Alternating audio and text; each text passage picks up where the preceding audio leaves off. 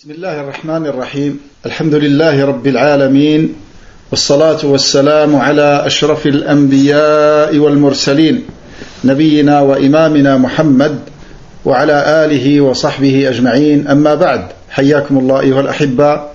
Heureux de vous retrouver aujourd'hui le dimanche le 6 du mois Rajab de l'année 1446 de l'Hégire, correspondant au 5 janvier 2025.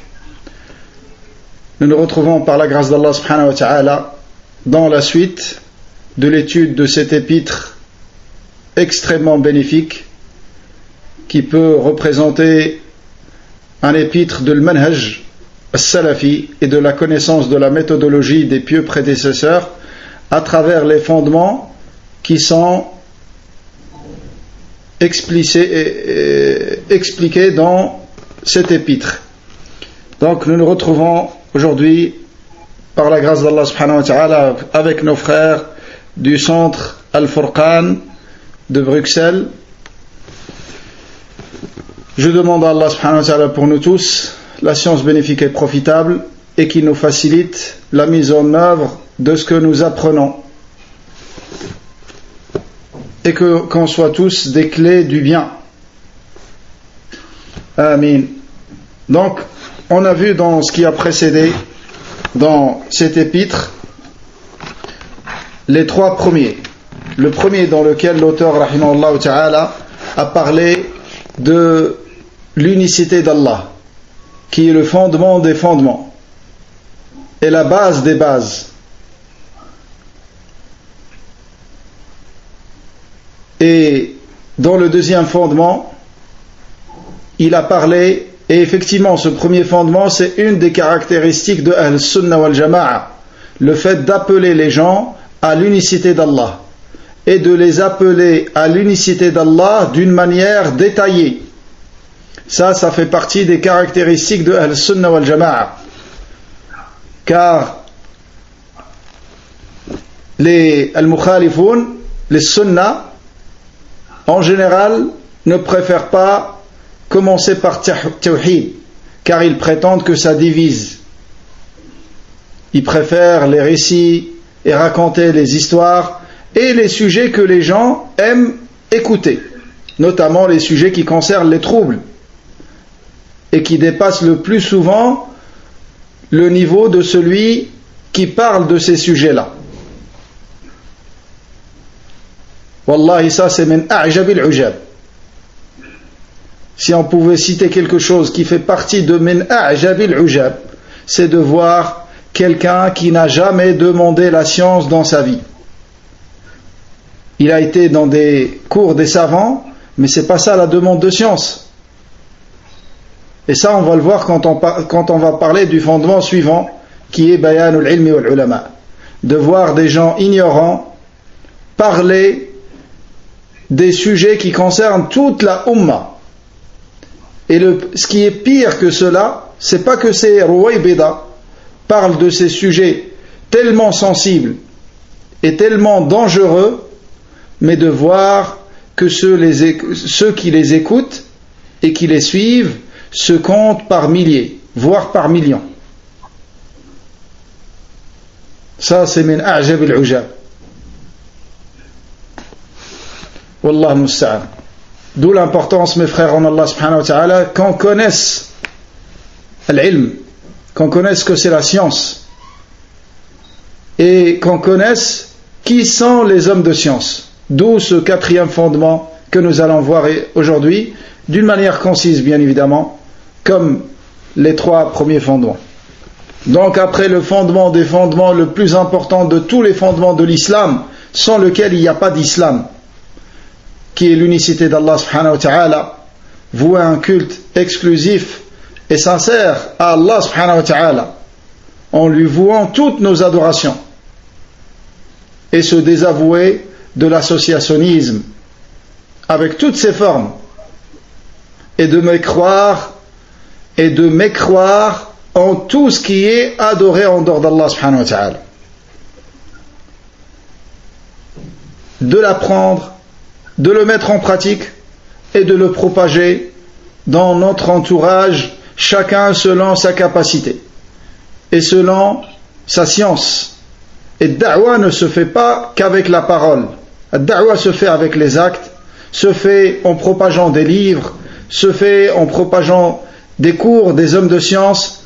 Donc chacun d'entre nous peut participer dans la da'wa à condition qu'il agisse avec science et de savoir de qui il propage, car ça fait partie également des fondements de Ahl-Sunnah wal Jama'a. Il ne suffit pas d'avoir une bonne intention et de vouloir partager ce qu'on a estimé un bien avec autrui. Il faut savoir de qui tu propages et qu'est-ce que tu propages aussi. Est-ce que cette faïda que tu partages, est-ce qu'elle correspond au niveau de ceux avec qui tu la partages? Ça demande également de la science. Suite à ce premier fondement, l'auteur rahimahullah a parlé d'un deuxième fondement et regardez comment il l'a cité en deuxième position. Le fondement de l'union des gens de la vérité autour de la vérité. L'union, ce fondement qui est d'une très grande importance dans notre religion, au point où les compagnons du prophète alayhi salatu wassalam le considéraient comme l'âme de l'islam, Ruhul Islam. Allahu Akbar. Ruhul Islam est bafoué à notre époque avec des règles innovées et par le suivi de la passion, par des gens qui connaissent très bien l'importance de fondement. Pourtant, ils se permettent de le bafouer uniquement par suivi de la passion.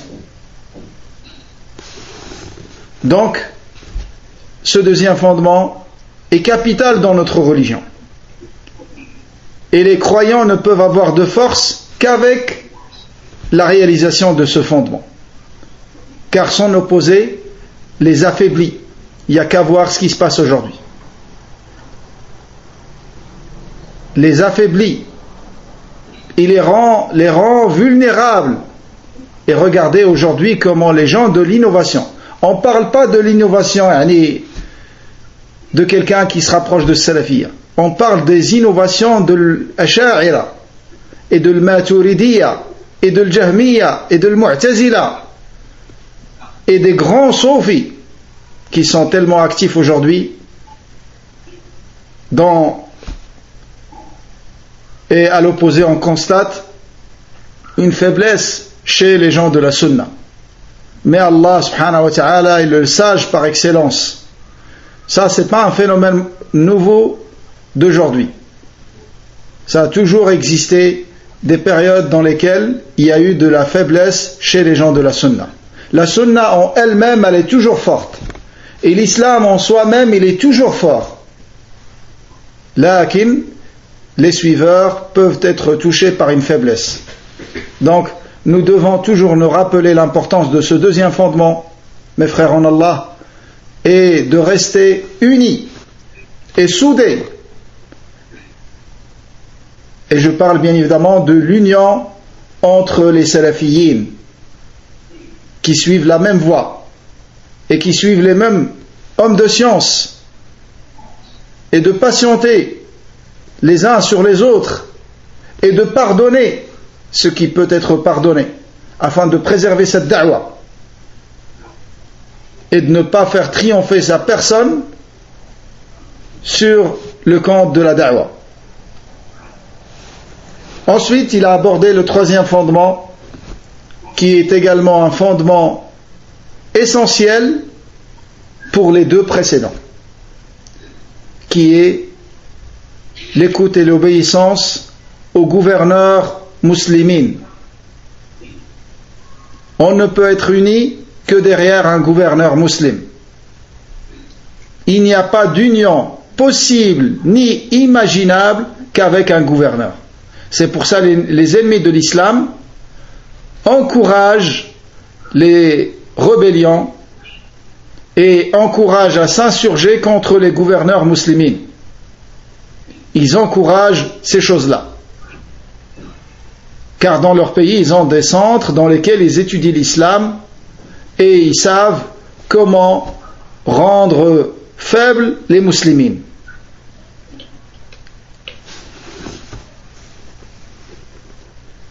Et le quatrième fondement avec lequel nous allons commencer aujourd'hui, c'est un fondement dans lequel l'auteur rahimahullah a cherché à clarifier et à définir ce que c'est la science et ce que c'est les hommes de science.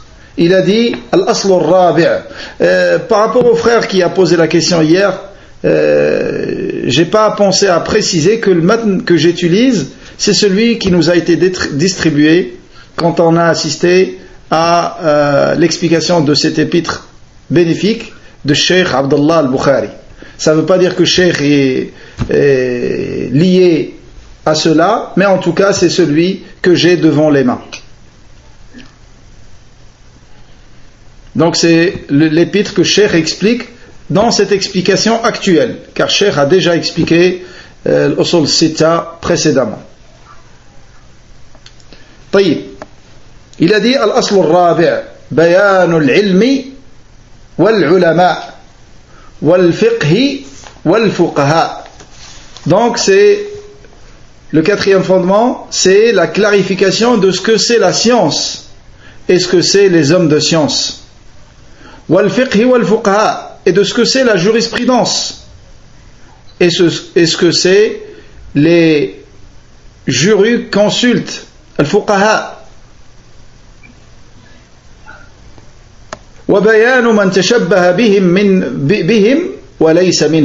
Également de montrer clairement ceux qui s'assimilent à eux, c'est-à-dire aux hommes de science, et qui n'en font pas partie. Donc ceux qui s'assimilent aux hommes de science, alors que ça ne fait pas partie des hommes de science qui sont visés dans ce quatrième fondement. Il a dit وَقَدْ بَيَّنَ اللَّهُ تَعَالَى هَذَا الْأَصْلَ فِي أَوَّلِ سُورَةِ الْبَقَرَةِ.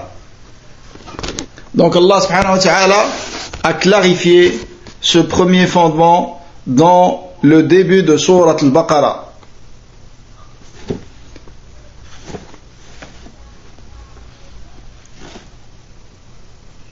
À partir de sa parole, min qawlihi ta'ala Ya bani Israël adhkuru ni'mati allati an'amtu alaykum.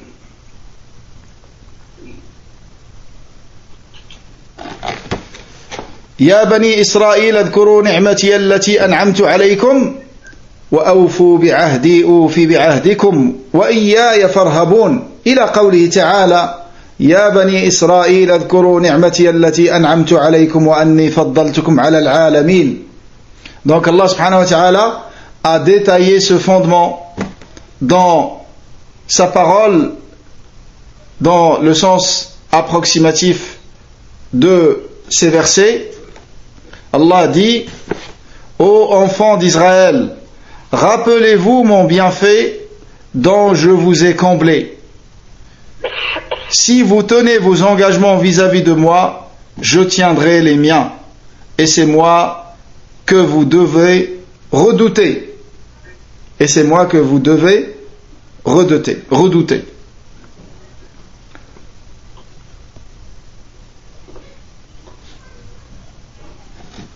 Jusqu'à la parole d'Allah subhanahu wa ta'ala Ya bani Israël adhkuru ni'mati allati an'amtu alaykum. Donc ces versets détaillent et expliquent ce que c'est la science profitable et ce que c'est les hommes de science. La science profitable, mes frères, العلم الصحيح العلم الشرعي هو العلم المأخوذ من كتاب الله ومن سنة رسول الله صلى الله عليه وسلم. هذا هو العلم النافع المورث للعمل الصالح. Donc c'est quoi la science profitable? La science profitable, c'est celle qui est tirée du livre d'Allah et de l'authentique de la sunna du prophète alayhi salatu wassalam, avec la compréhension de nos pieux prédécesseurs, qu'Allah les agrée tous. C'est ça, al-ilm al-nafi', et de laquelle, qui donne lieu à une mise en pratique et qui donne lieu à une mise en pratique de cette science que nous apprenons.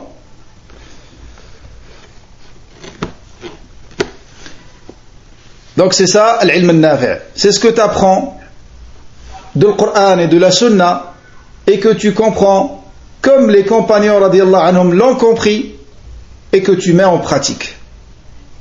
L'ilm wal-amal. Hada huwa al-nafi'.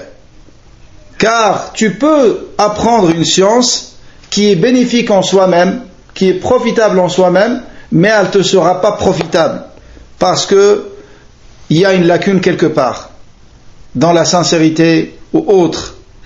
Lakin l'ilm al-nafi' pour toi, c'est ce que tu mets en pratique. Wallah al-musta'an. Ensuite, Allah subhanahu wa ta'ala dit dans ce verset, dans la suite des versets, il dit وَآمِنُوا بِمَا أَنزَلْتُ مُصَدِّقًا لِمَا مَعَكُمْ وَلَا تَكُونُوا أَوَّلَ كَافِرٍ بِهِ. Croyez à ce que j'ai fait descendre en révélation et qui confirme ce que vous avez déjà et ne soyez pas les premiers à le renier. Donc l'ilm al-nafi', c'est ce que tu apprends et tu mets en pratique.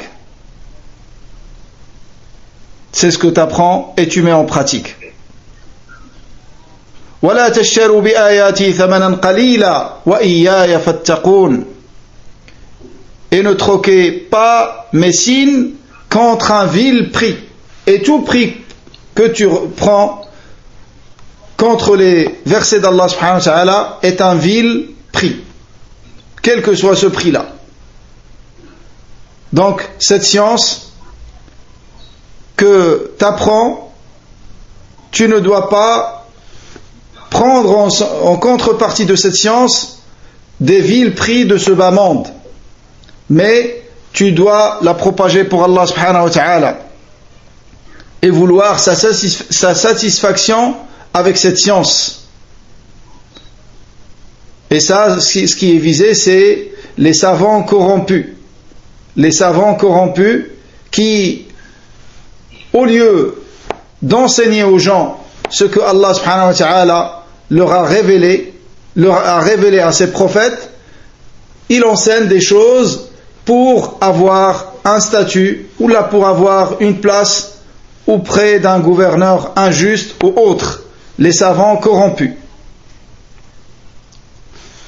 Ensuite, Allah Azza wa Jalla dit, et c'est pour ce verset que l'auteur a cité ces passages dans Surat al-Baqarah, Allah Azza wa Jalla dit وَلَا تَلْبِسُوا الْحَقَّ بِالْبَاطِلِ وَتَكْتُمُوا الْحَقَّ وَأَنْتُمْ تَعْلَمُونَ.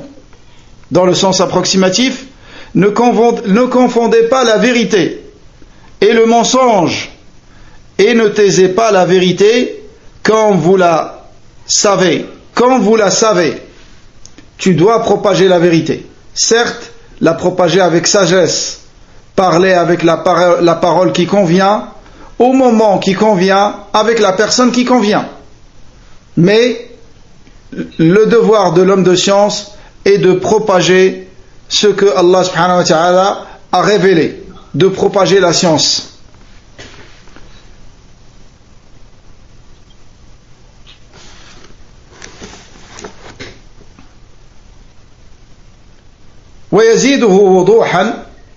Donc ce qui a été clarifié dans ces versets, il dit, rahimahullah, il dit وَيَزِيدُهُ وُضُوحًا مَا صَرَّحَتْ بِهِ السُّنَّةُ فِي هَذَا الْكَلَامِ الْكَثِيرِ الْبَيِّنِ الْوَاضِحِ لِلْعَامِّيِّ الْبَلِيدِ. Et ce principe qui est d'autant plus clair que la tradition prophétique apporte de nombreuses explications à ce sujet et qu'elles sont accessibles et évidentes même pour le plus simple d'esprit des gens du commun, même pour le plus simple d'esprit pour les gens du commun.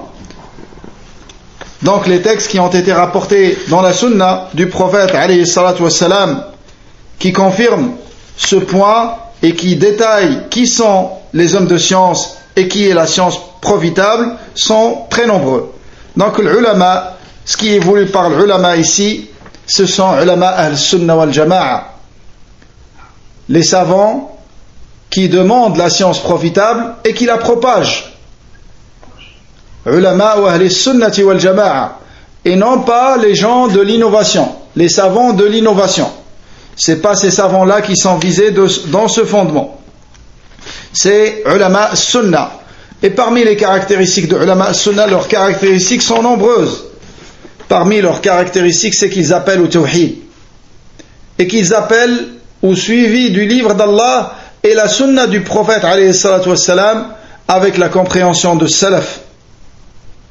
Également, ils enseignent aux gens les questions basiques avant de les ramener vers des questions plus développées. يعلمون الناس صغار العلم قبل كباره.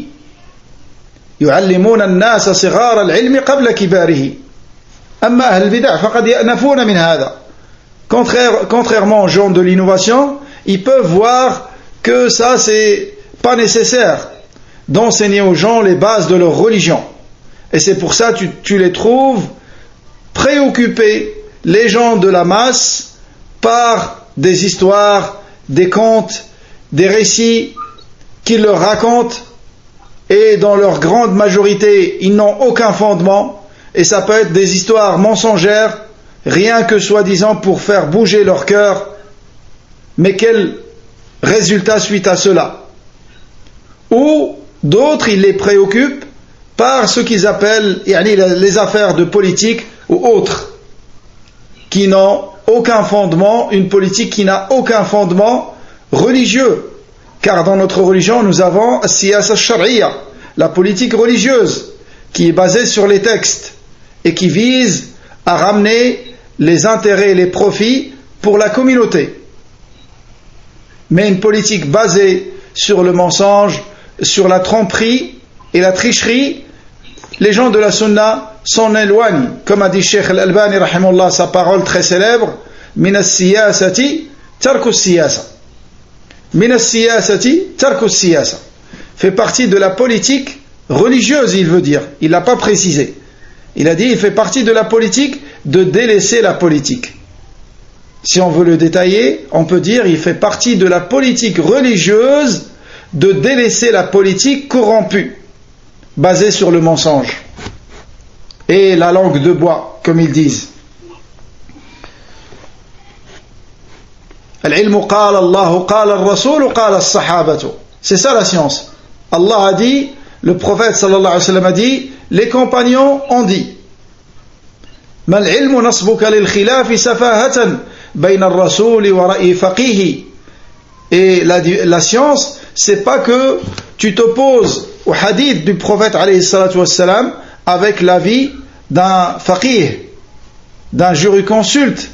Ça fait pas partie de la science. La science, c'est de suivre les preuves et de les comprendre comme ils étaient compris par les meilleures générations de cette communauté, à savoir les 3 premières générations.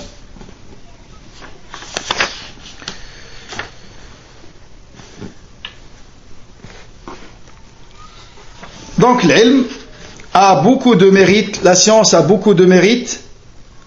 Le Nabi alayhi sallam a dit, man da'a ila hudan kana lahu min al-ajri mithla ujuri man tabi'ahu ila yawm al-qiyamah la yanqusu min ujurihim shay'a. Celui qui appelle à une guidée, il aura la même récompense que ceux qui l'ont suivi, et jusqu'à la fin des temps, jusqu'au jour de la résurrection, et sans diminution de leur récompense, c'est-à-dire des suiveurs. Allah lui donnera une récompense comme il donnera à ceux qui l'ont suivi dans ce bien. Et de la même manière, celui qui appelle à un égarement, il aura les mêmes péchés que ceux qui l'ont suivi. C'est pour ça, Salaf, ils voyaient qu'ils étaient meilleurs pour les prêcheurs de l'égarement que les membres de leur famille, que leur père et leur mère, car ils empêchaient les gens de les suivre dans leurs égarements et ainsi de multiplier leurs péchés auprès d'Allah, même après leur mort. Même après leur mort. كما قال بعضهم نحن أحسن إليهم من آبائهم وأمهاتهم نحن ننهى الناس أن يتبعوهم على ضلالهم. Dans le sens. Allah Azza wa Jalla, le Nabi alayhi salatu wassalam a dit, parmi les signes de la fin des temps, dans le hadith, il a dit, Inna Allah la yaqbidu al-ilma intiza'an yantazi'uhu min al-nas. Inna Allah la yaqbidu al-ilma intiza'an yantazi'uhu min al-nas. Wa innama yaqbidu al-ilma biqabdi al-ulama. حتى إذا لم يبق عالما اتخذ الناس رؤوسا جهالا فسئلوا فأفتوا بغير علم فضلوا وأضلوا نسأل الله السلامة والعافية. Donc Allah subhanahu wa ta'ala ne reprend pas la science en l'arrachant des poitrines des savants, mais il reprend la science en prenant les âmes des hommes de science, les vrais hommes de science parmi les savants de Ahl-Sunnah wal-Jama'a. C'est pour ça à l'époque de Abu Darda, déjà radiyallahu anhu, il disait aux gens, malheur à vous, qu'est-ce que vous avez? Je vois vos savants qui disparaissent l'un après l'autre et vous n'apprenez pas. Car c'est comme ça la diminution de la science.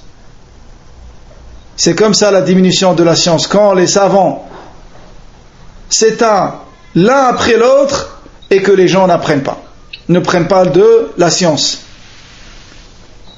La responsabilité est immense sur ceux pour qui Allah a permis d'être sur ce chemin de l'apprentissage, d'apprendre et de propager. Il ne faut pas attendre de devenir Cheikh l'Islam ibn Taymiyyah pour propager, mais propage des choses justes et dont tu as la certitude, et sache ton statut et ne le dépasse pas et ne parle pas de sujets que tu ne maîtrises pas, et ça va pas te diminuer, ça va t'élever chez Ahl-Sunnah wal-Jama'a et ça va t'élever auprès d'Allah subhanahu wa ta'ala.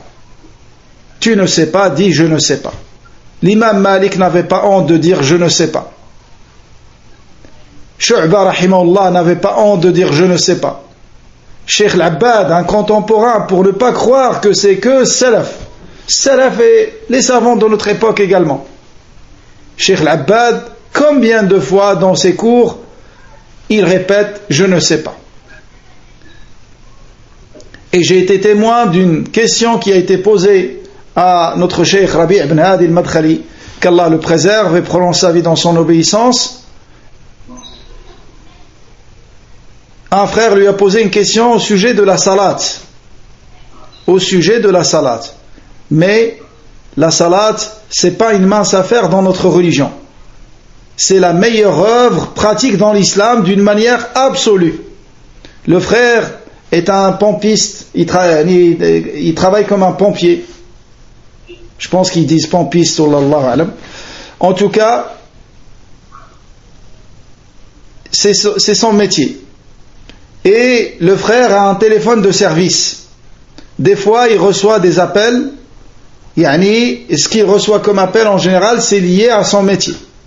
Ça peut être un feu, ou un très grand danger, ou une menace de mort pour des personnes. Donc, des fois, ça lui arrive que le téléphone sonne pendant qu'il est dans une salat obligatoire. Dhuhr, al-Asr ou autre. Il a posé la question au cheikh. Il lui a dit, est-ce que je peux interrompre ma salat et répondre au téléphone? Car ça peut être une urgence. Ça peut être une question de vie ou de mort. Et c'est mon devoir. Et là, je suis dans une salat obligatoire. Qu'est-ce que je fais? Cheikh a longuement réfléchi à cette question. Il lui a dit, il y a quelqu'un avec toi qui puisse répondre au téléphone? Il a dit, non, des fois, je suis seul, il n'y a personne. Il a réfléchi encore longtemps. Il a dit, je ne sais pas, pose la question à notre homme de science. Je ne sais pas, pose la question à notre homme de science. Wallah al-musta'an. Peut-être on pose ces questions à des étudiants. Aujourd'hui, ils répondront. Qu'Allah nous fasse miséricorde. Qu'Allah nous fasse miséricorde. Donc Allah subhanahu wa ta'ala ne reprend pas cette science en l'arrachant des poitrines des savants qui ont passé leur vie à l'apprendre et à la propager. Lakin, en prenant les âmes des hommes de science, jusqu'à ce qu'il y ait plus de savants. Ça ne veut pas dire qu'il n'y aura plus de savants sur terre. Il va y avoir des savants jusqu'à la fin des temps. Jusqu'à ce que Allah subhanahu wa ta'ala enverra ce vent doux qui prendra les âmes des croyants. Lakin, les savants vont se faire rares.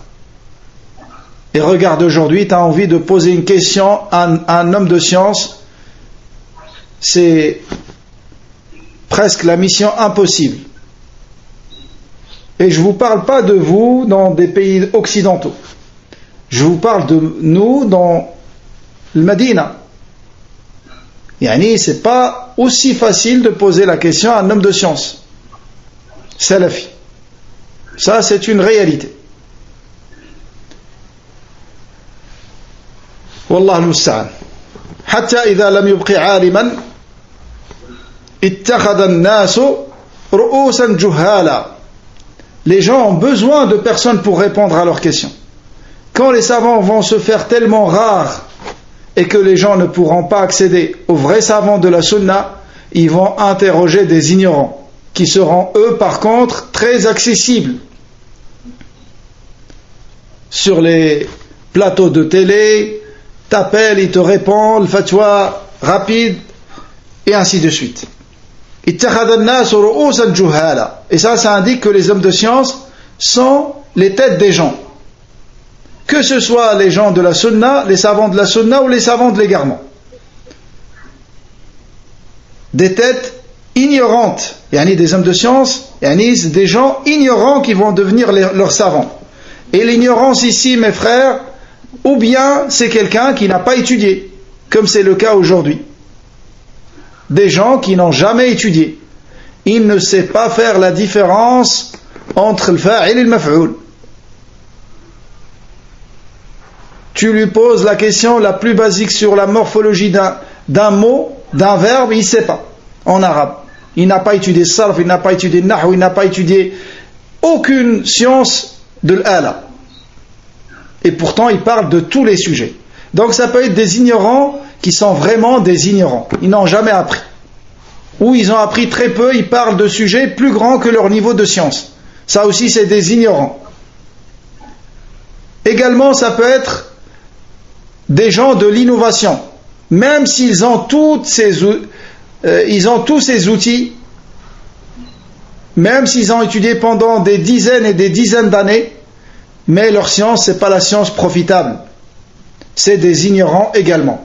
Donc, on peut désigner comme un ignorant les gens de l'innovation, car ils sont ignorants de la vraie science, la science profitable. Ou des gens qui n'ont pas étudié. Ou des gens qui ont étudié la science profitable, mais qui ne la mettent pas en pratique. Et c'est pour ça que Cheikh Rabi a désigné la tête de cette fitna comme étant un ignorant. Pas dans le sens il est ignorant. Il a les outils de la science. C'était un des hommes de science de Salafiyya, parmi leurs grandes références. Mais il n'a pas mis en pratique sa science, notamment dans cette fitna. Il s'est opposé aux savants. Il a commencé à faire les éloges de personnes qu'il dénigrait, qu'il critiquait auparavant.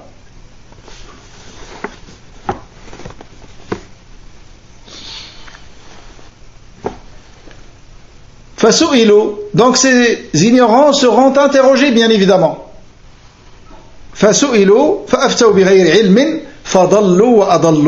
Donc ils vont répondre sans science bénéfique et profitable. Ils vont répondre avec l'ignorance ou avec les passions, et ainsi ils vont s'égarer eux-mêmes et égarer les autres. Ils vont s'égarer et égarer les autres. C'est pour ça l'ammi, son devoir, ou plutôt avant de parler de l'ammi, faut savoir, mes frères, que les gens dans cette communauté sont de 3 catégories. Et pour chacun, il y a un devoir. les gens dans cette communauté sont de 3 catégories. La première catégorie, c'est la catégorie de l'ulama. Et le devoir de l'alim, sans rentrer dans les détails des classes dans cette seule catégorie de l'ulama.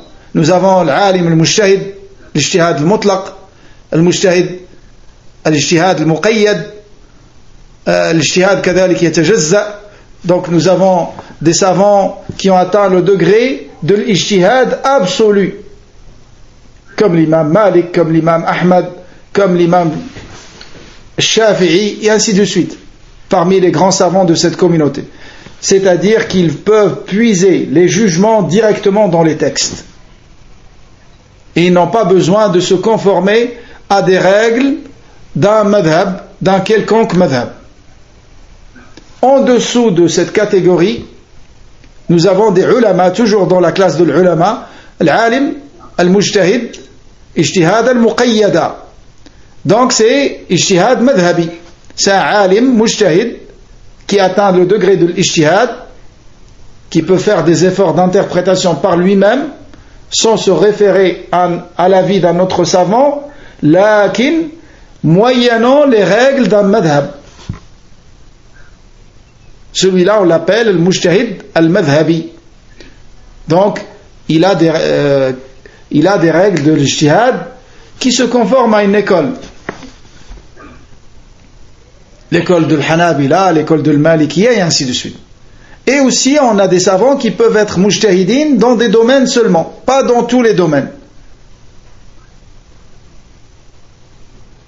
Ça, c'est la première catégorie.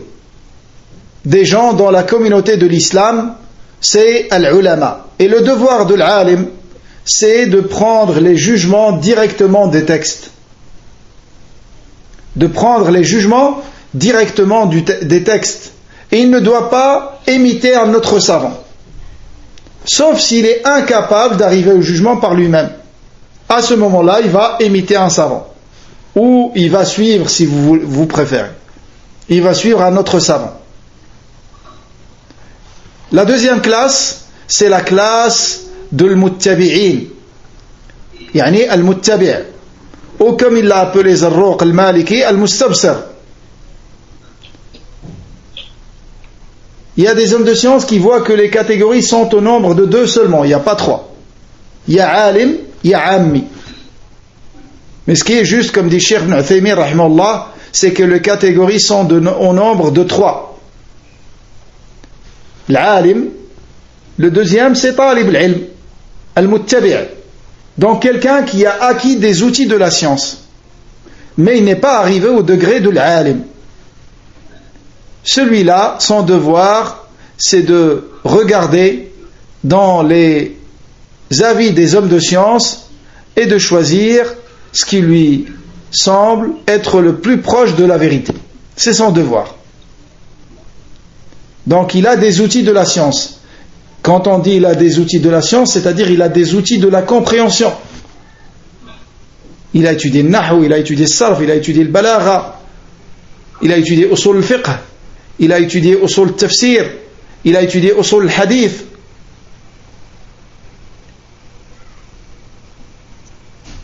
Et ainsi de suite. Celui-là, il peut regarder dans la divergence des savants par rapport à une mas'ala et voir les dalils de chaque avis et choisir ce qui lui semble le plus proche de la vérité.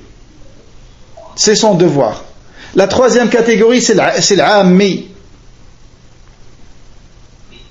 L'ammi, c'est celui qui n'a pas les outils de la science. Et l'awam, ils ne sont pas tous du même degré. Comme l'ulama, c'est des degrés. Également, dans le degré de tullab al-ilm, ce n'est pas les mêmes degrés. Tu peux trouver un cheikh qui n'a pas encore atteint le degré d'un grand savant. Lakin, il a des outils. Tu peux trouver dans cette catégorie des étudiants qui sont encore débutants. Lakin, dans la classe de l'ammi, la catégorie de l'ammi, tu trouves des gens qui ont en point commun qui n'ont pas étudié les outils de la science. Ils n'ont pas une maîtrise des outils de la science. Le devoir de cette catégorie, c'est comme Allah subhanahu wa ta'ala dit, فَاسْأَلُوا أَهْلَ الذِّكْرِ إِن كُنْتُمْ لَا تَعْلَمُونَ. demandez aux gens de science si vous ne savez pas. Demandez aux gens de science si vous ne savez pas. Le devoir de cette catégorie, et dans cette catégorie, tu trouves des étudiants à l'université islamique de Médine, à Mecca, mais qui n'a pas encore les outils. Son devoir, c'est d'interroger les hommes de science et de suivre leur fatwa.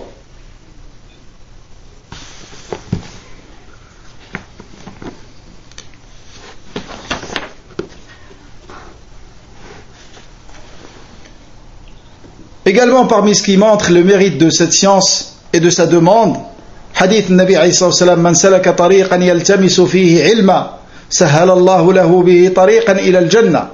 Celui qui emprunte un chemin dans lequel il demande la science. Et regardez comment c'est magnifique ce hadith. Il encourage tout musulman à demander la science. Car dans le hadith, c'est pas cité man ta'allama ilman ou man hassala ilman, celui qui a acquis une science, celui qui a maîtrisé une science. Non. Alhamdulillah, ce qui est cité, celui qui a emprunté la voie de l'apprentissage. C'est seulement en empruntant cette voie, rien qu'avec cela, tu rentres dans le mérite de ce hadith. Sahhalallahu lahu bihi tariqan ila al-jannah. Allah lui facilitera avec un chemin vers le paradis. Ton chemin vers le paradis sera facilité avec les efforts que tu fournis dans l'apprentissage et dans la demande de science. Donc, apprends avec sincérité et arme-toi d'endurance et propage ce que tu as appris dans ton entourage tout en craignant Allah subhanahu wa ta'ala. Et ne te précipite pas. Sois patient. Et fais preuve de sagesse dans ton enseignement et dans ta propagation de la science.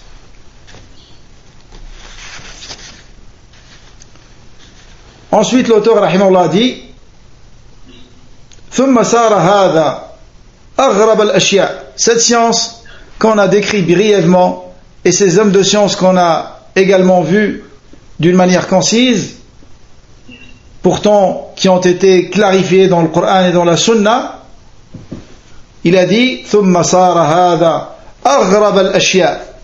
Ceci est devenu la chose la plus étrange. فصار العلم والفقه هو البدع والضلالات. Donc la science est devenue quoi la science pour eux? Il a dit فصار العلم والفقه هو البدع والضلالات. Donc la science est devenue les innovations et l'égarement, les égarements. وخيار ما عندهم لبس الحق بالباطل. وخيار ما عندهم لبس الحق بالباطل. Et le meilleur de ce que l'on peut trouver chez eux, c'est qu'ils dissimulent le faux sous l'apparence de la vérité. Ils embellissent l'égarement avec leurs propos et avec leurs ambiguïtés.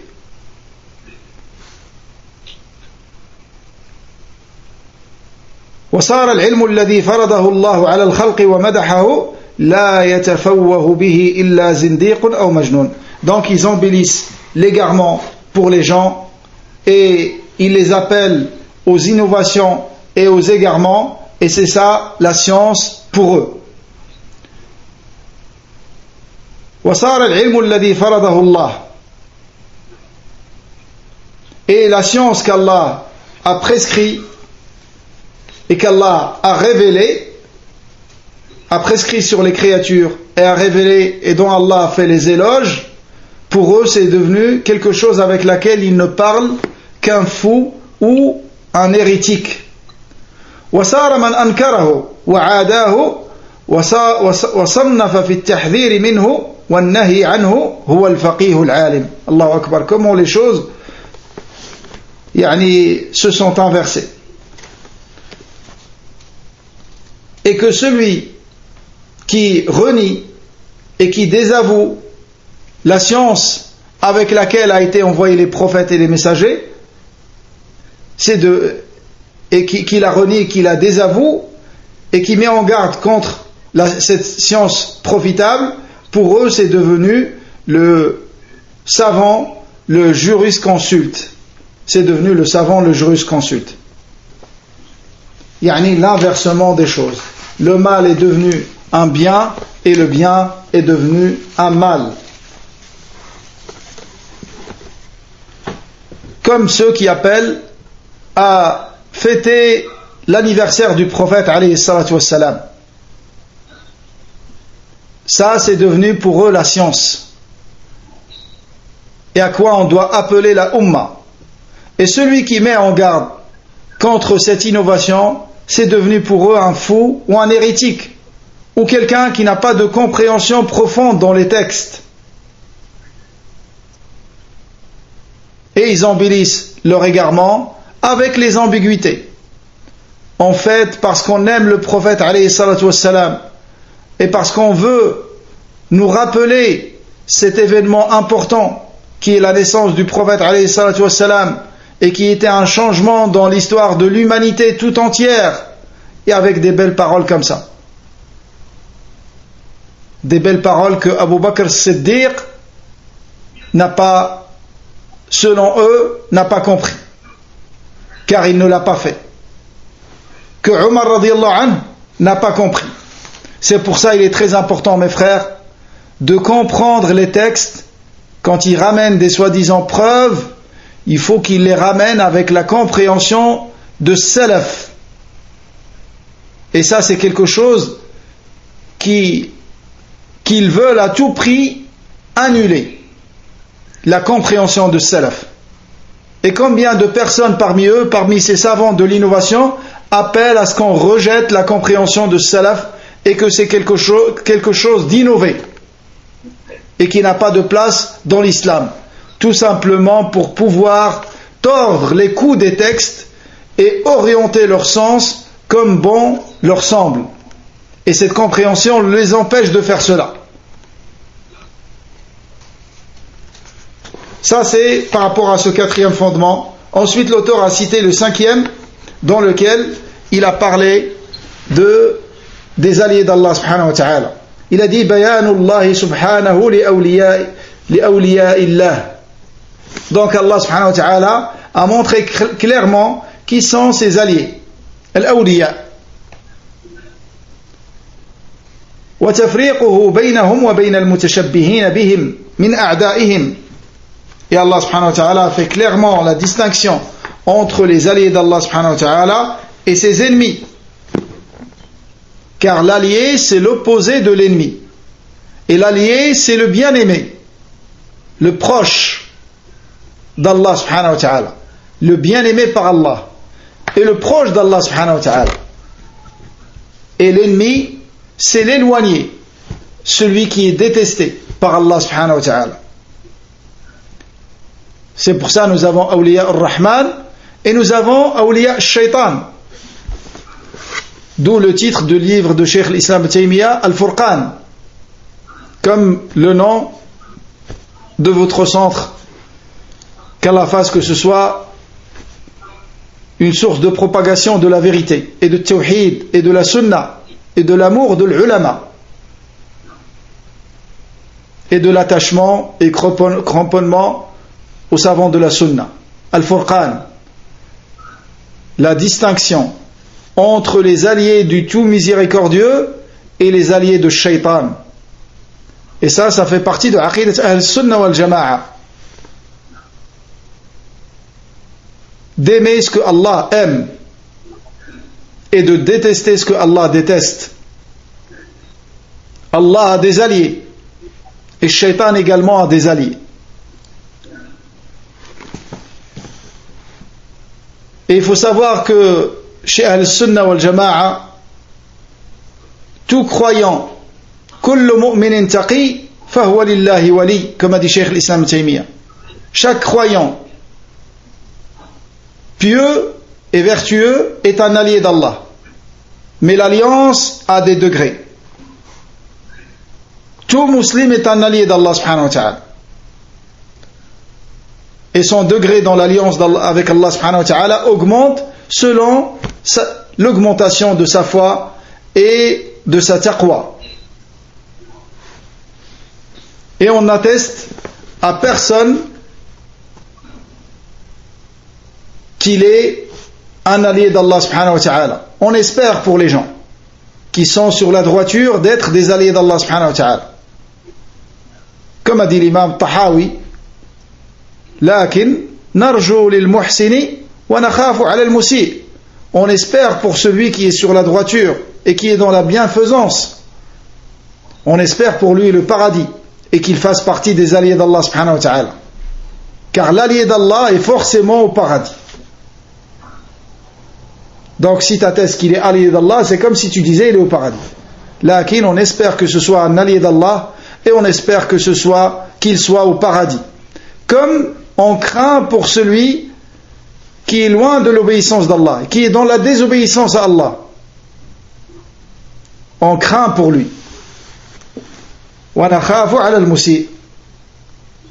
Donc, l'alliance avec Allah subhanahu wa ta'ala est une réalité, basée sur la foi. Mais il ne faut pas se servir de cela pour légitimer l'associationnisme et légitimer de vouer des adorations à autre qu'Allah subhanahu wa ta'ala. L'allié d'Allah, c'est le premier qui combat shirk. Et c'est le premier qui ordonne à ce que toute l'adoration soit vouée à Allah subhanahu wa ta'ala. Quelqu'un qui accepte que des gens se prosternent devant lui. Quelqu'un qui accepte que des gens l'élèvent au degré du prophète alayhi salatu wassalam et qui croit en lui l'infaillibilité, c'est pas un allié d'Allah, c'est un ennemi d'Allah.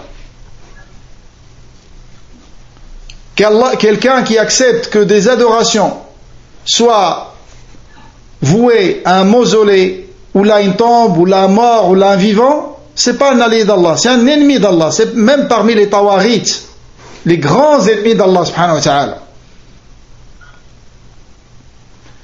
Donc il a dit rahimahullah, donc Allah subhanahu wa ta'ala a fait la distinction entre ses alliés et ceux qui s'assimilent à eux parmi les ennemis d'Allah, les hypocrites et les dépravés et les pervers.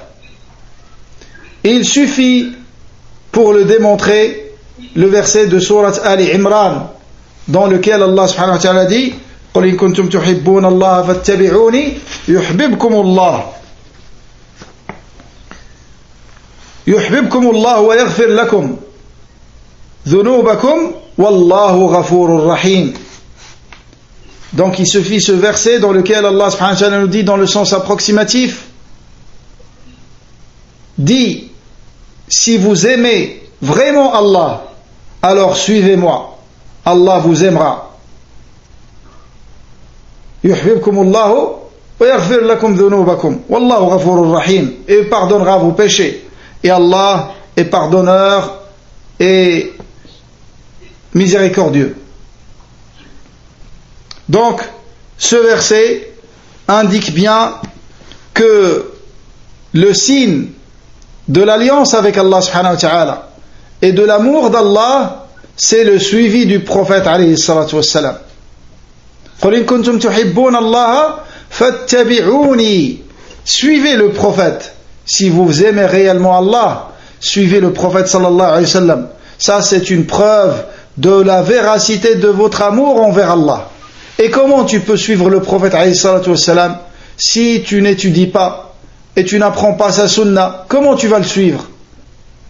Donc c'est l'ilm est une condition dans toute chose qui te rapproche d'Allah. À commencer par la sincérité et le suivi du prophète alayhi salatu wassalam, tu as besoin de science dans toutes ces choses-là. D'où le mérite immense de la science et de sa demande. Donc ça, c'est une caractéristique des alliés d'Allah subhanahu wa ta'ala. C'est qu'ils suivent le prophète alayhi salatu wassalam. C'est pour ça, même ceux qui étaient sur une certaine forme d'ascétisme parmi les premières générations de cette communauté, ils appelaient à suivre le Coran et la Sunna. Et ils précisaient que ceux qui veulent les suivre, ils doivent être dans la conformité au livre d'Allah et la Sunna du prophète alayhi salatu wassalam. Donc le suivi du prophète alayhi salatu wassalam est la cause de 3 profits, 3 fruits. Le premier, c'est d'arriver à l'alliance avec Allah subhanahu wa ta'ala, walayatullah. Et le deuxième fruit, c'est l'amour d'Allah.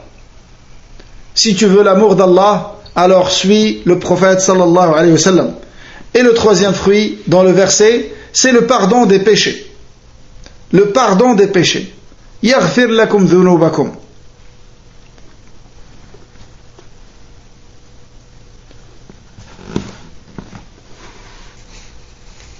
Wa ayatun fi surati al-Ma'ida. Également le deuxième verset que l'auteur a cité, le verset de Surat al-Ma'ida, dans lequel Allah Azza wa Jalla dit Ya ayyuhalladhina amanu man yartadda minkum an dinihi fasawfa ya'ti Allahu biqaumin yuhibbuhum wa yuhibbunah.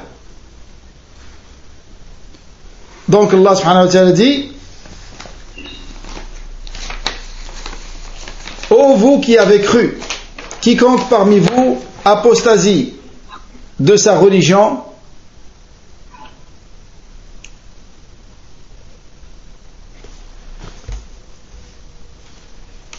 Naam. Barakallahu fik. Donc dans le deuxième verset, Ya ayyuhalladhina amanu man yartadda minkum, ô vous qui avez cru, quiconque parmi vous apostasie de sa religion, Allah fera venir un peuple qu'il aime et qu'il aime. Que Allah aime et que ce peuple aime Allah subhanahu wa ta'ala. Donc également, ça c'est un verset qui nous montre qui sont les alliés d'Allah subhanahu wa ta'ala. Les alliés d'Allah subhanahu wa ta'ala sont décrits dans ce verset. Ya ayyuhalladhina amanu man yartadda minkum an dinihi. Celui qui apostasie de sa religion, Allah fera venir des gens qu'il aime et qu'il aime. أعزة على يحبونه أذلة على المؤمنين أعزة على الكافرين, qui font preuve de modestie et d'humilité vis-à-vis des croyants et qui sont durs envers les mécréants. Malheureusement aujourd'hui on voit l'inverse, illa man rahimallah.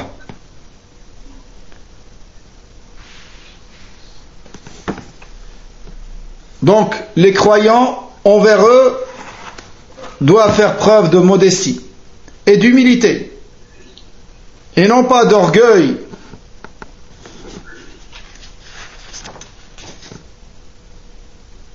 mais d'humilité et de modestie.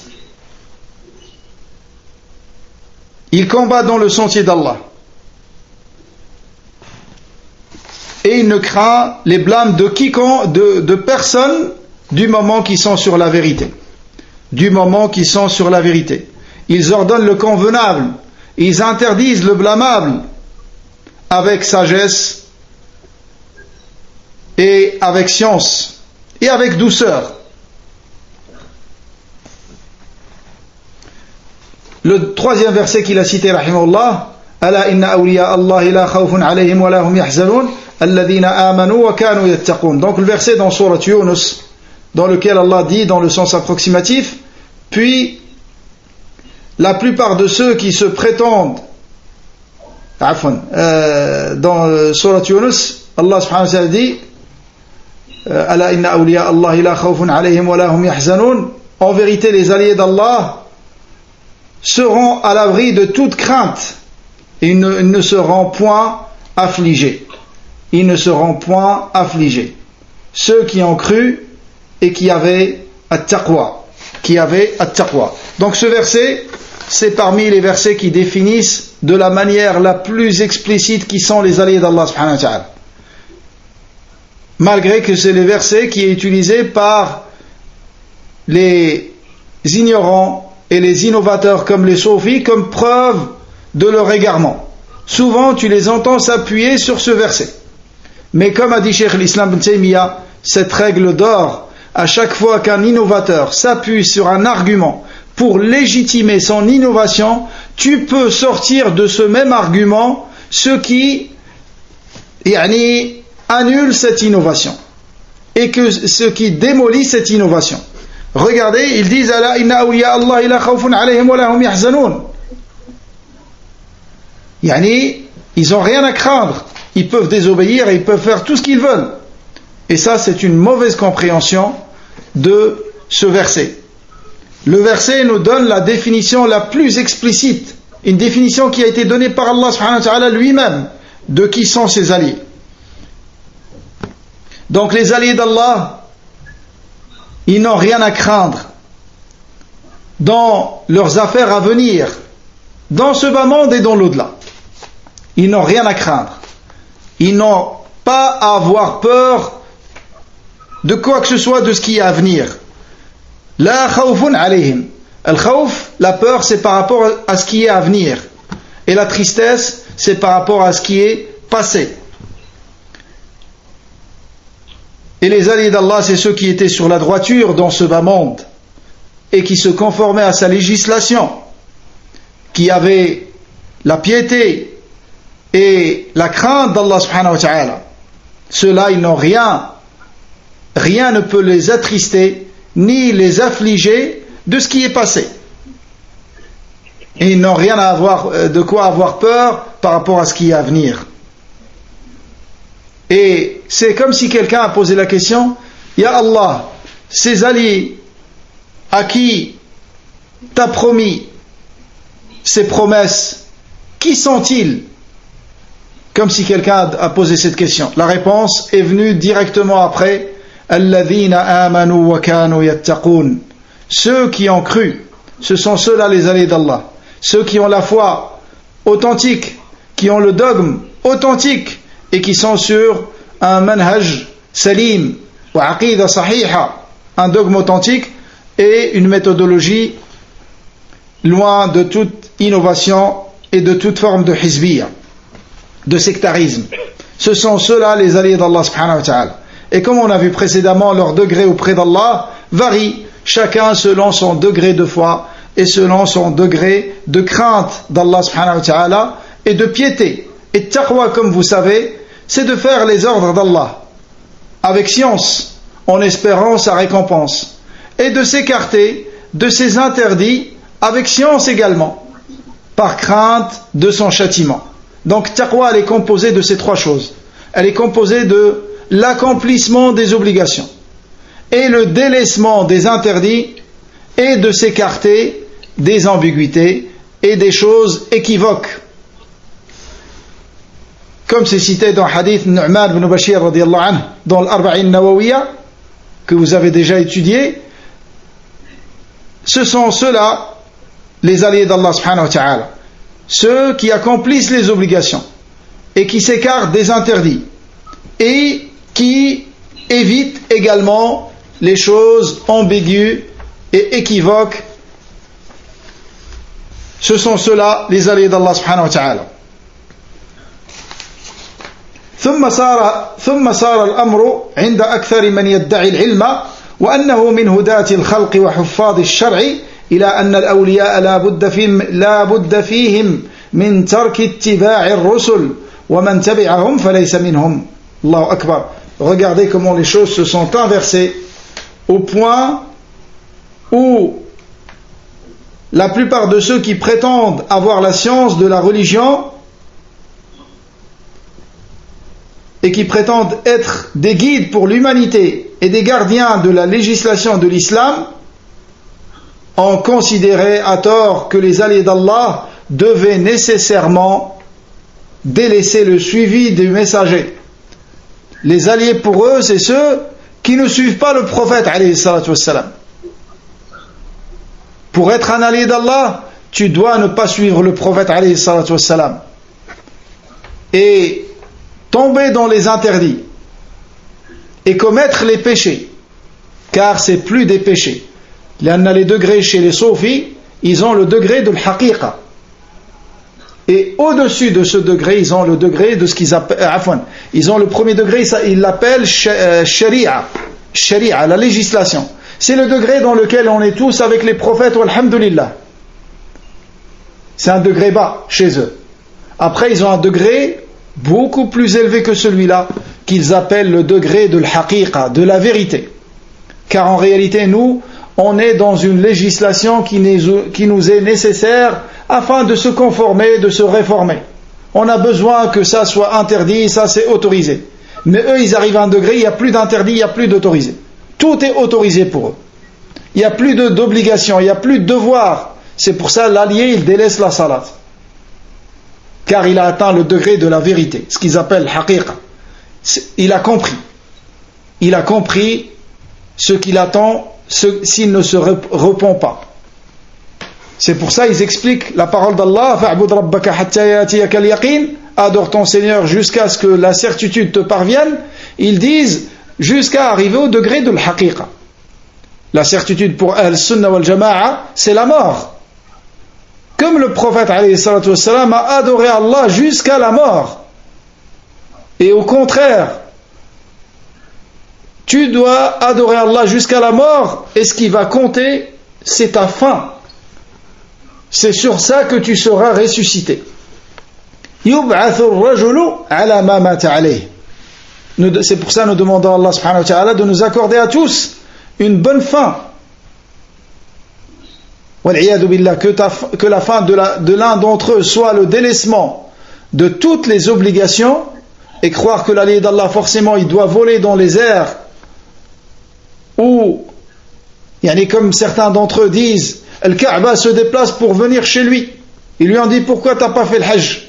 Il dit le Kaaba elle vient chez moi, c'est pas moi qui va chez la Kaaba.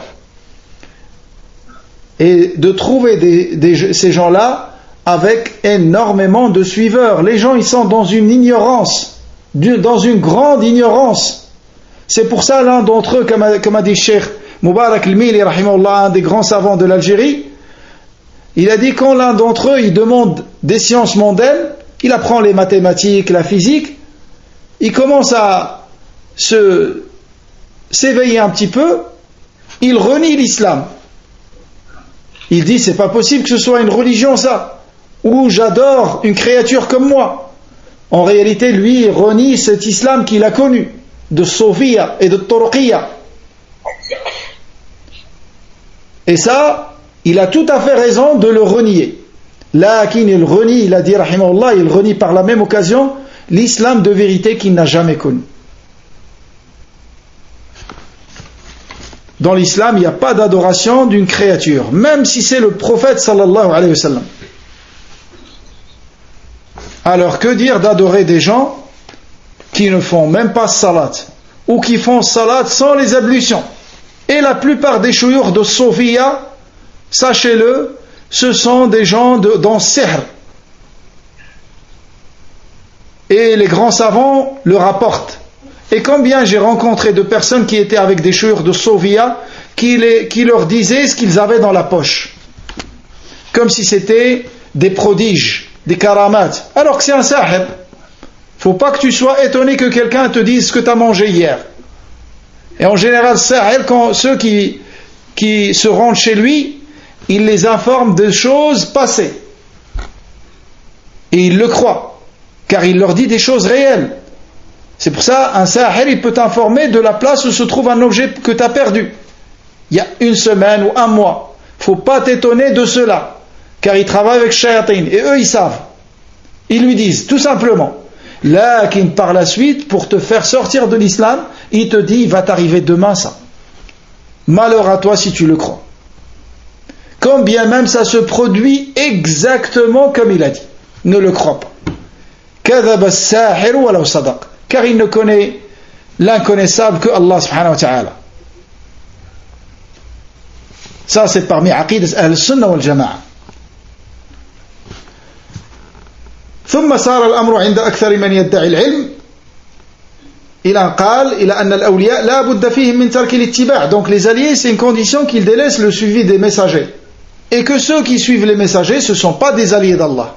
Alors qu'on a vu les alliés d'Allah, les vrais alliés d'Allah, c'est ceux qui suivent les prophètes. Et plus tu suis les prophètes, plus tu augmentes dans les degrés de l'alliance avec Allah subhanahu wa ta'ala. ولا بد من ترك الجهاد. Et ça c'est connu. C'est pour ça le colonisateur a profité et a utilisé ces sectes soufis dans nos pays. Car pour eux, l'allié, il délaisse le combat dans le sentier d'Allah. Car ce que Allah a décrété aura lieu. Comme s'il avait un degré de foi. Ce que Allah a décrété aura lieu. Mais il t'est ordonné de faire les causes. Alors pourquoi le Nabi a mené toutes ces guerres contre la mécréance et les mécréants?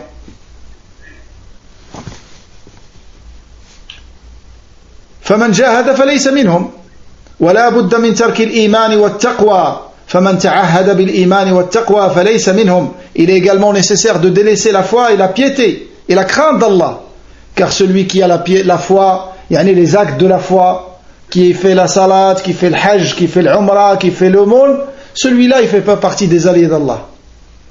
Ya Rabbana nas'aluka al-afwa wal-afiya innaka sami'ud du'a. Ô notre Seigneur, nous te demandons le pardon et la préservation.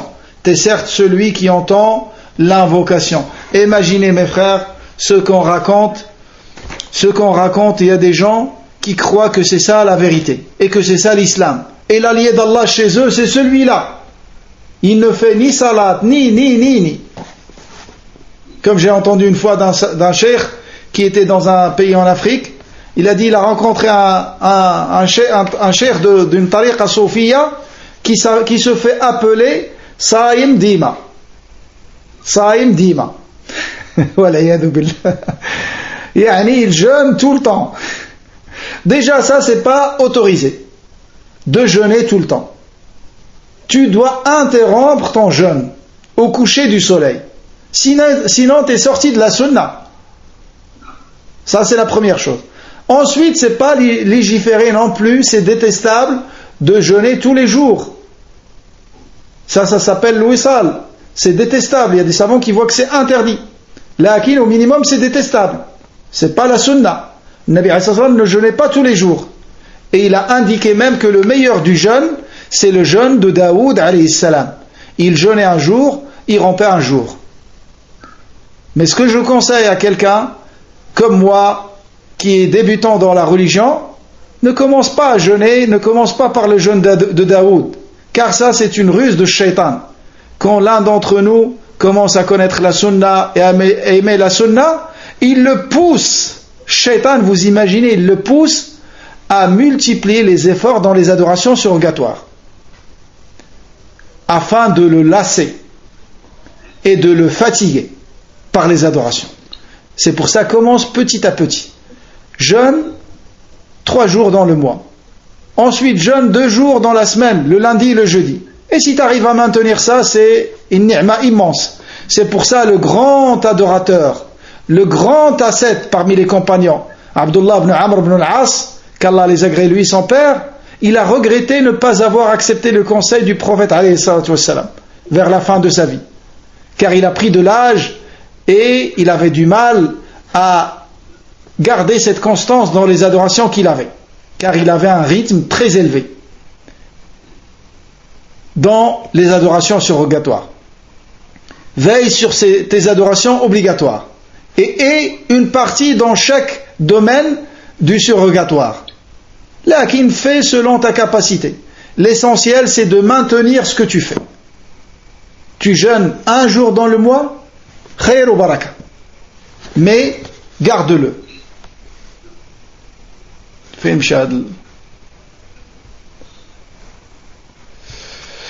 Mais garde ce rythme, car ahabbul a'mali ila Allah ma kana dimatan wa in qall. Les actes les plus aimés par Allah, c'est ce qui est pratiqué dans une constance, comme bien même c'est peu. Qalilun mudawam khayrun min kathirin mutaqatti'. Peu d'adoration que tu maintiens est meilleur que beaucoup d'adorations que tu pratiques d'une manière interrompue. Lakin, sahib sunnah, la personne qui suit la sunnah, se doit d'avoir des adorations surrogatoires. Il doit faire rawatib, faire le witr, qiyam al-layl, ne serait-ce qu'avec une rak'a, 3 rak'at. Lakin, ça ne convient pas que quelqu'un qui apprend et qui est sur la sunnah, qui n'ait pas d'adoration surrogatoire. Qu'Allah nous le facilite à tous. Qu'Allah nous facilite à tous. Et sachez que la meilleure façon pour qu'Allah te facilite une adoration, c'est d'appeler autrui à la pratiquer. Comme bien même toi tu ne la pratiques pas. Mais t'espères qu'Allah te le facilite. Donc ça c'est par rapport à ce 5e fondement, le 6e et le dernier. C'est la réfutation d'une ambiguïté que Shaitan a utilisée pour éloigner les gens du suivi du livre d'Allah et de la sunna de son prophète alayhi salatu wassalam. Il a dit رد الشبهة التي وضعها الشيطان في ترك القرآن والسنة واتباع الآراء والأهواء المتفرقة المختلفة. Donc c'est la réfutation de cette ambiguïté établie par Shaitan pour inciter à délaisser le Coran et la tradition du prophète alayhi salatu wassalam au profit du suivi des opinions et des passions diverses et divergentes.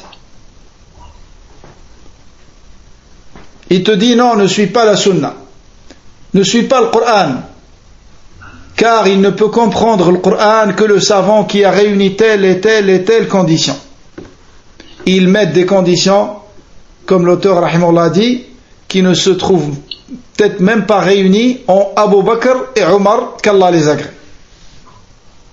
Est-ce que vous savez que Abu Bakr radiyallahu anhu est décédé sans avoir mémorisé le Coran dans sa globalité? Omar également. Radiyallahu anhuma. Lakin, il n'y a pas de doute que c'était des grands savants. Et c'est même les plus grands savants de cette communauté, après son prophète alayhi salatu wassalam. Et les compagnons qui mémorisaient le Coran dans sa globalité, après le décès du prophète alayhi salatu wassalam, leur nombre était de 4 ou de 5. Quelque chose comme ça. Comme Mu'ad radiyallahu anhu, comme Anas ibn Malik, yani 4 ou 5 compagnons, Abu Sa'id al-Khudri radiyallahu anhu. وهي أن القرآن, c'est quoi cette ambiguïté? Il a dit وهي أن القرآن والسنة لا يعرفهما إلا المجتهد المطلق وهو الموصوف بكذا وكذا أوصاف لعلها لا توجد تامة في أبي بكر وعمر. Donc, sous quel prétexte ils disent qu'il ne faut pas suivre le Coran et la Sunna et qu'il faut suivre les avis, soi-disant les avis des hommes de science, tout en s'écartant de la compréhension du Coran et de la compréhension de l'ahadith de Nabi alayhi salam. Ils disent que le Coran et la Sunna ne peuvent être compris que par un jurisconsulte complet, le Mujtahid al-Mutlaq. Et le Mujtahid al-Mutlaq, ils disent, il doit répondre à des critères qui sont tels que même Abu Bakr et Omar, qu'Allah les agrée, n'y répondaient pas, peut-être, à toutes ces conditions-là. فإن لم يكن الإنسان كذلك فليعرض عنهما فرضا حتما لا شك ولا إشكال فيه. Donc celui qui ne répond pas à tous ces critères-là qu'ils ont mis en place et qu'ils ont inventés d'eux-mêmes doit obligatoirement s'écarter de la compréhension de le Coran et de la Sunna. Doivent obligatoirement s'écarter de la compréhension de le Coran et de la Sunna d'une manière obligatoire et incontestable. Ils doivent s'écarter et s'abstenir de chercher à tirer enseignement du Coran et de la Sunna du prophète alayhi salatu wassalam. Il dit ensuite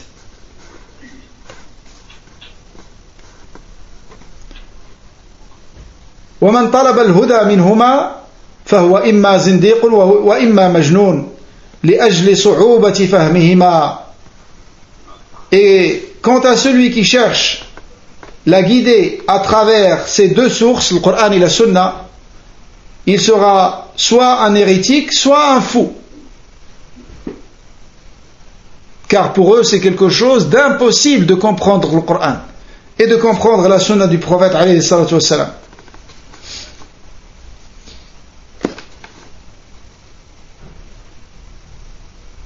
فسبحان الله وبحمده كم بين الله سبحانه شرعا وقدرا خلقا وأمرا في رد هذه الشبهة الملعونة من وجوه شتى بلغت إلى حد الضروريات العامة ولكن أكثر الناس لا يعلمون.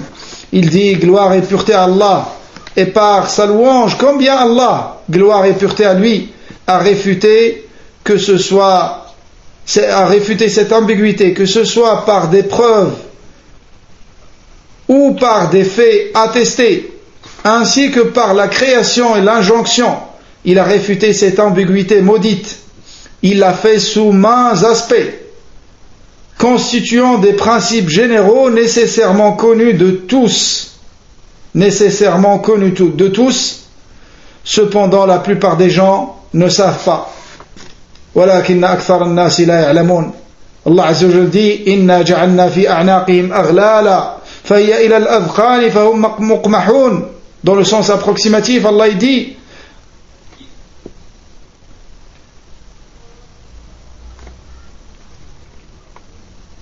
إِنَّا جَعَلْنَا فِي أَعْنَاقِهِمْ أَغْلَالًا فَهِيَ إِلَى الْأَذْقَانِ فَهُمْ مُقْمَحُونَ وَجَعَلْنَا مِنْ بَيْنِ أَيْدِيهِمْ سَدًّا وَمِنْ خَلْفِهِمْ سَدًّا فَأَغْشَيْنَاهُمْ فَهُمْ لَا يُبْصِرُونَ سواء عليهم أنذرتهم أم لم تنذرهم لا يؤمنون إنما تنذر من اتبع الذكر وخشي الرحمن بالغيب فبشره بمغفرة وأجر كريم. En effet, la parole contre eux, la plupart d'entre eux, s'est réalisée. Ils ne croiront donc pas. Nous mettrons des carcans à leur cou, jusqu'à leur menton. Ils ne pourront baisser la tête. Et nous mettrons une barrière devant eux, une barrière derrière eux, et nous les recouvrirons d'un voile. Ils ne pourront ainsi rien voir. Cela leur est égal que tu les avertisses ou que tu ne les avertisses pas. Ils ne croiront jamais. Tu ne peux avertir que celui qui suit le rappel et qui craint le tout miséricordieux, malgré qu'il ne le voit pas.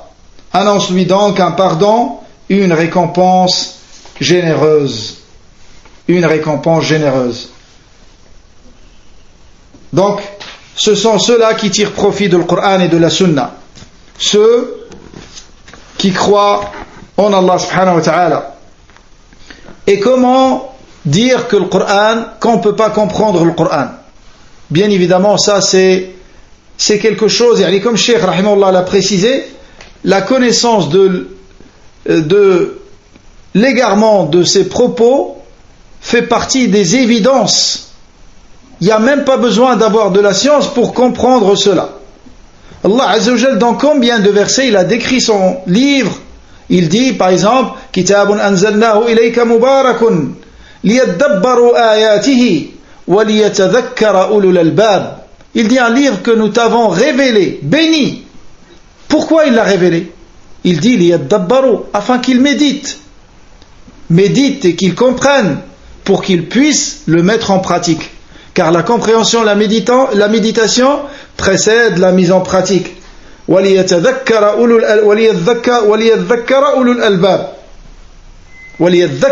الْأَلْبَابِ, afin qu'ils se rappellent. Donc ce discours dans le Coran, il s'adresse à qui? Est-ce qu'il s'adresse aux musulmans ou il s'adresse uniquement à ceux qui ont réuni telle et telle condition et tel critère qui ne se trouvent peut-être même pas réunis en la personne de Abu Bakr et de Omar radiyallahu anhuma? Quel égarement est plus grand que celui-là? Quel égarement est plus grand que celui-là? Allah Azza wa Jalla dit ذَلِكَ الْكِتَابُ لَا رَيْبَ فِيهِ هُدًى لِلْمُتَّقِينَ. Vous lisez dans Surat al-Baqarah, dans le début, Alif Lam Mim, ذَلِكَ الْكِتَابُ لَا رَيْبَ فِيهِ هُدًى. Allah il décrit son livre comme étant une guidée. Comment on va tirer la guidée du livre d'Allah si on ne le comprend pas? Ce verset il s'adresse à qui? À l'ensemble des musulmans ou à une infime minorité de cette communauté qui ont réuni des conditions qui ne se trouvent pas réunies en la personne de Abu Bakr et de Omar radiallahu anhuma. Quel égarement est plus évident et plus grand que celui-là, wal-'iyadhu billah. Et les versets sont tellement nombreux dans le Coran qui indiquent que le Coran est une source de science, est une source de guidée, est une source de réforme, et qu'il a été révélé afin qu'il soit compris et médité. C'est pour ça que Hassan al-Basri rahimahullah a dit un livre qui a été révélé afin qu'il soit médité et mis en pratique, et les gens ont fait de sa récitation une mise en pratique. C'est-à-dire ils se sont contentés de la mise en pratique du Coran, ils se sont contentés de sa lecture. Ils ne connaissent de le Coran que sa lecture. Et ça, je l'ai entendu moi-même de certains tablighiyyin. Ils lisaient Riyad Salihin dans la mosquée où j'étais, quand je les ai appelés à venir et à s'asseoir et afin qu'on lise ces hadiths et avec l'explication des hommes de science. Ils ont dit non, nous on ne cherche pas cela. On lit uniquement pour le baraka. C'était un choc pour moi à l'époque, car je ne savais pas qu'ils avaient ces croyances-là. Ils lisent les hadiths que pour le baraka. Ils lisent le Coran que pour le baraka. Naam, la lecture du Coran est une adoration à part entière, même si tu ne comprends pas une lettre. Tu auras 10 hasanat par rapport à chaque lettre. Lakin, c'est pas pour cela que le Coran a été révélé seulement. Même avant sa lecture, le Coran a été révélé pour la compréhension et la mise en pratique. L'il'amal, l'ilm wa l'amal. Allah Azza wa Jalla dit dans le Coran وَمَا أَنزَلْنَا إِلَيْكَ الْكِتَابَ إِلَّا لِتُبَيِّنَ لَهُمُ الَّذِي اخْتَلَفُوا فِيهِ هُدًى وَرَحْمَةً لِقَوْمٍ يُؤْمِنُونَ هُدًى وَرَحْمَةً لِقَوْمٍ يُؤْمِنُونَ. Allah il s'adresse à son noble prophète. Il lui dit qu'il lui a révélé le Coran afin qu'il clarifie pour les gens les choses au sujet desquelles ils ont divergé, comme une guidée, une miséricorde pour les croyants. Donc le Coran est une guidée, est une miséricorde, une rahma. Et la science, toute la science elle est dans le Coran. Toute la science elle est dans le Coran. Et dans le Coran, il y a la sunna du prophète alayhi salatu wassalam. Pour ceux qui disent que nous suivons que le Coran, ceux qui se font appeler le Qur'aniyon, et avec ça on termine Inch'Allah, ceux qui se font appeler le Qur'aniyon, qui disent on suit que le Coran car la sunna elle n'est pas fiable, on ne sait pas, il y a des hadiths mentis, il y a et ce genre d'ambiguïté avec lesquels ils visent à éloigner les gens de la sunna, alors que Omar radiallahu anhu il appelait les gens à revenir à la sunna.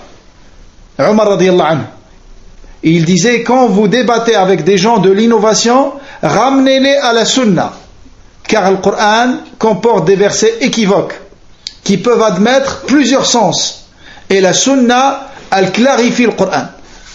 Regardez le verset qu'on vient de lire. Allah il dit وَمَا أَنزَلْنَا إِلَيْكَ الْكِتَابَ إِلَّا لِتُبَيِّنَ لَهُمُ الَّذِي اخْتَلَفُوا فِيهِ. C'est-à-dire dans toute chose dans laquelle on a une divergence, on revient au Coran, il nous indique la vérité. Et le Coran nous indique la sunna également.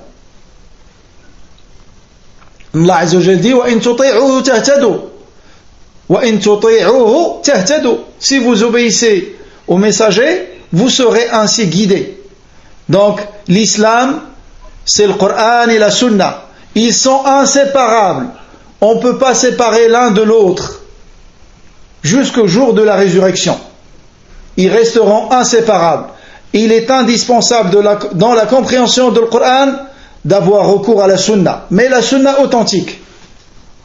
Comment tu vas savoir le nombre de raka'at de dhuhr et de l'asr? Comment tu vas savoir An-Nisab, le seuil de la zakat? Comment tu vas savoir que dans ton tawaf tu fais 7 tours autour de Kaaba? Comment tu vas savoir toute ta religion? Si ce n'est qu'avec l'ensemble de ces deux sources de la religion de l'islam, Al-Qur'an et la Sunna, et avec la compréhension, ne l'oubliez jamais, avec la compréhension de Nabi alayhi salatu wassalam et de ses nobles compagnons, qu'Allah les agrée tous. Ça, c'est l'islam qu'Allah aime et agrée. L'islam qu'Allah a accepté pour nous et agréé pour nous. Le seul islam. Il n'y a qu'un seul islam qu'Allah aime et agrée. C'est l'islam sur lequel était le prophète alayhi salatu wassalam.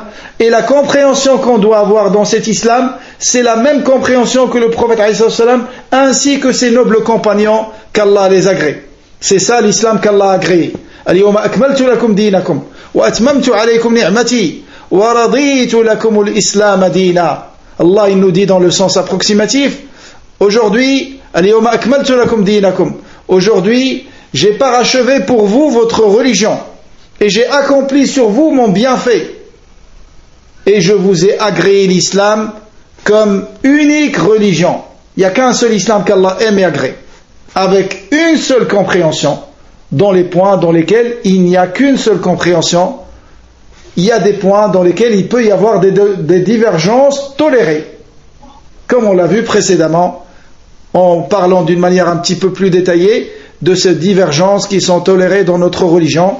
Mais sinon, la base, c'est qu'il ne doit pas y avoir de divergence. Tant qu'on peut écarter la divergence, tant qu'on peut éviter la divergence, en revenant à la parole d'Allah et la parole de son prophète alayhi salatu wassalam, et les comprendre comme nos pieux prédécesseurs les ont compris, on doit obligatoirement faire cela. Wallahu ta'ala a'la wa a'lam. Subhanaka Allahumma wa bihamdik. نشهد أن لا إله إلا أنت نستغفرك ونتوب إليك بارك الله فيكم وجزاكم الله خيرا pour votre attention et excusez-moi que ça a duré plus que c'était prévu. بارك الله فيكم pour votre patience, qu'Allah nous accorde à tous la science bénéfique et profitable et nous facilite la mise en application de ce que nous apprenons. وبارك الله فيكم وجزاكم الله خيرا والسلام عليكم ورحمة الله وبركاته.